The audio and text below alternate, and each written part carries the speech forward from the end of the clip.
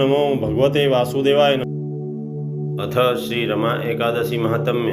धर्मराज युधिष्ठिर बोले, हे भगवान, अब आप मुझे कार्तिक मास के कृष्ण पक्ष की एकादशी की कथा सुनाइए।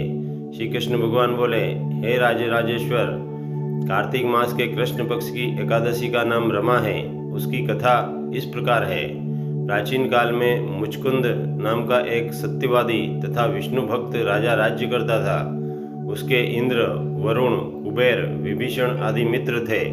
उसने अपनी लड़की चंद्रभागा का शुभ विवाह राजा चंद्रसेन के पुत्र शोभन के साथ किया।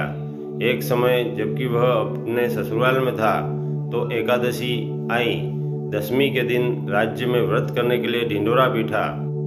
उसको सुनकर शोभन अपनी पत्नी के समीप गया और बोला, हे प्रिय, मैं बहुत दुर्बल हूँ, अति कृशकाय हूँ।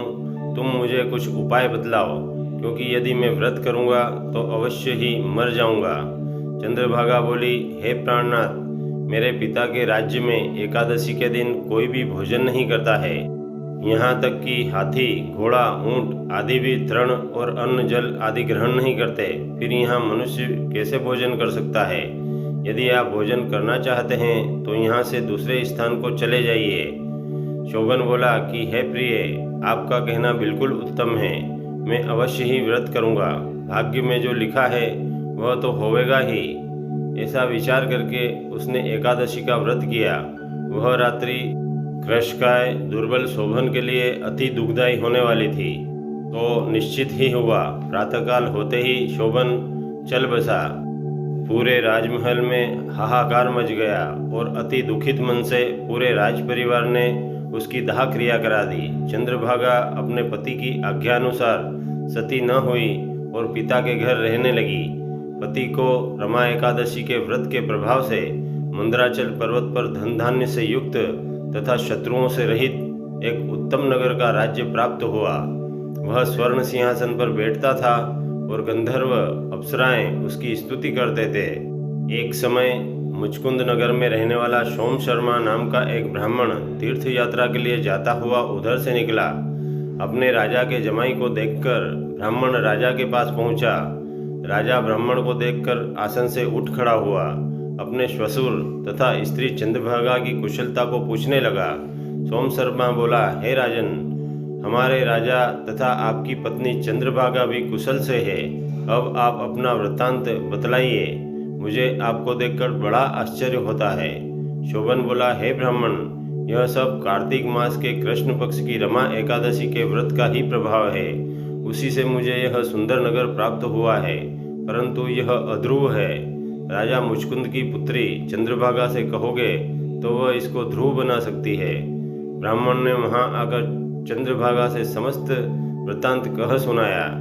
इस पर राजकन्या बोली कि हे ब्राह्मण देव, आप मुझे उस नगर को ले चलिए, मैं अपने पति को देखना चाहती हूँ। वह सोम शर्मा ब्राह्मण उसको मंदराचल पर्वत के पास वामदेव आश्रम में ले गया। उसकी कथा को सुनकर वामदेव ने चंद्रभागा का मंत्र से अभिषेक किया। मंत्रों तथा व्रत के प्रभाव से वह दिव्य देह धारण करके पति के पास जा पहुंची। शोभन ने अपनी स्त्री को प्रसन्नतापूर्वक अपने वाम अंग में बिठाया। चंद्रभागा बोली कि हे प्राणनाथ, अब आप मेरे पुण्य को सुनिए। जब मैं 8 वर्ष की थी तब ही से यथाविधि एकादशी का व्रत करने लगी हूँ। उन्हीं व्रतों के प्रभाव से आपका यह नगर ध्रुव हो जाएगा और समस्त कर्मों से युक्त होकर प्रलय के अंत तक ऐसे ही अक्षुष्ण रहेगा। इस प्रकार चंद्रभागा ने अपने पति को पुनः प्राप्त कर सुखपूर्वक जीवन व्यतीत किया और अंत में मोक्ष को प्राप्त हुई। जो मनुष्य इस रमा एकादशी का महात्म्य सुनते हैं और व्रत करते हैं, वे संपूर्ण जीवन सभी सुखों को भोगकर अंत में विष्णु लोक को प्राप्त करते हैं। इति श्री रमा एकादशी महात्म्य समाप्त। दोस्तों, भक्ति के इस वातावरण को और अधिक अद्भुत बनाने के लिए आप हमारे वीडियो को लाइक करें, शेयर करें। यदि आप हमारे चैनल पर पहली बार वीडियो देख रहे हैं तो हमारे YouTube चैनल अद्भुत ज्ञान एवं भक्ति को प्लीज़ सब्सक्राइब कर बेल आइकन अवश्य दबाएं, ताकि हमारा हर नया वीडियो आप तक शीघ्र पहुंचे।